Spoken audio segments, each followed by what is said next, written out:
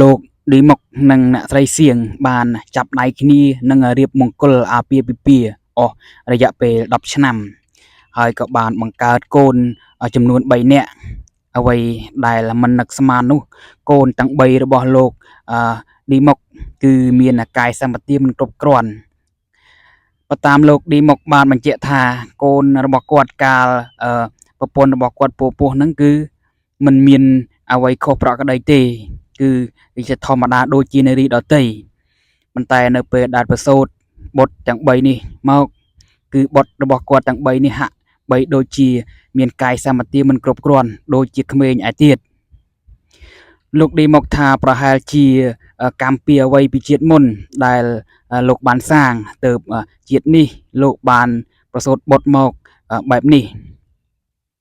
កូនទាំង3របស់គាត់នឹងសុទ្ធតែមានសតិមិនគ្រប់គ្រាន់ក៏ដូចជាកាយសម្បទាមិនគ្រប់គ្រាន់សូម្បីតែញ៉ាំអាហារក៏ត្រូវការលោកយាយក៏ដូចជាប្រពន្ធក៏ដូចជាលោកឌីមុកធ្វើការបញ្ចុក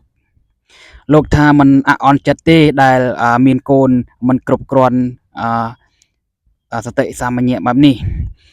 អ្វីដែលគាត់ទទួលយកនោះគាត់នឹងចិញ្ចឹមបីបាច់ថែរក្សាកូនទាំង3នេះឲ្យធំធាត់ទោះបីពួកគេទាំង3នោះមានកាយសម្បទាមិនគ្រប់គ្រាន់យ៉ាងណាក្តីអ្វីដែលសំខាន់គាត់ថាគឺជាកូនរបស់គាត់ទទួលយកដោយសារតែប្រហែលជាកម្មពីជាតិមុនគាត់បានសាងកម្មពីអ្វីខុសឆ្គងបានជាតិនេះគាត់ទទួលកម្មទាំងនេះហើយនេះគឺជាកូនប្រុសទាំង3របស់គាត់ហើយលោកឌីមុកហ្នឹងគាត់បានពិការជើងដោយសារតែចំនួនធ្វើទាហានគាត់បានជន់មីនពិការជើងមួយចំហៀងរីឯប្រពន្ធរបស់គាត់គឺកាយសម្បទារឹងមាំដូចជាស្រីដទៃឯទៀតចំណែកឯកូនរបស់គាត់គឺមិនមានកាយសម្បទារឹងមាំទេ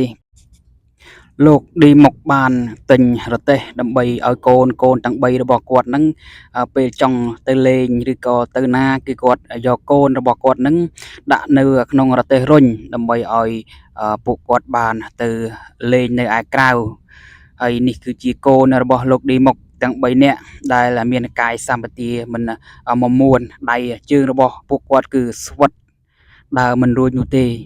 នេះគឺជារទេះរុញរបស់ពួកគេទាំង3នាក់ដែលសម្រាប់ឲ្យពួកគេជិះដើម្បីរុញទៅនៅខាង